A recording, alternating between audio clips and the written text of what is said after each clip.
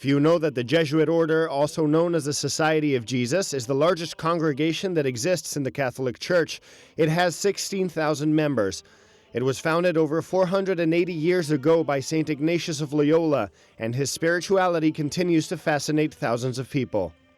Beh, certamente ho incontrato persone. When I met the Jesuits, what impressed me was that they were living a life worth living. I was also impressed by the spiritual experience, the spiritual exercises. In doing them, I realized this was what I wanted to do with my life. Father Antonio Spadaro is one of the most active Jesuits on social networks, and he runs one of the oldest intellectual magazines that exist, La Civiltà Cattolica, which is also the initiative of the Society of Jesus. Difficile da descrivere perché ciascuno di It's hard to describe the life of a Jesuit, because each one is different. There are those who study or teach, those who work with immigrants or the poor, those who work in an office, or others who have a different sort of pastoral work. The most astounding part of the Society of Jesus is that each of us does a different job. There is no Jesuit model, but each offers the talents he has received.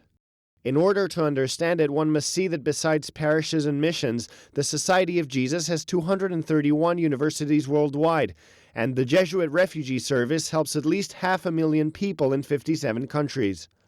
Father Spadaro says one trait the Jesuits have in common is a very strong spiritual experience, which is the discovery of themselves as sinners, but saved by the Lord.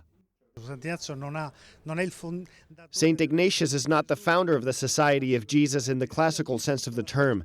He lived a spiritual experience and shared it with his friends, college classmates, with those whom he shared money, food, classes. Gradually, the group was consolidated and decided to go to the Holy Land to do apostolate. But as St. Ignatius could not sail to the Holy Land, the group stood at the complete disposal of the Pope to work in what the Church needed. Obedience to the Pope is their fourth vow, which is added to the existing poverty, chastity, and obedience vows.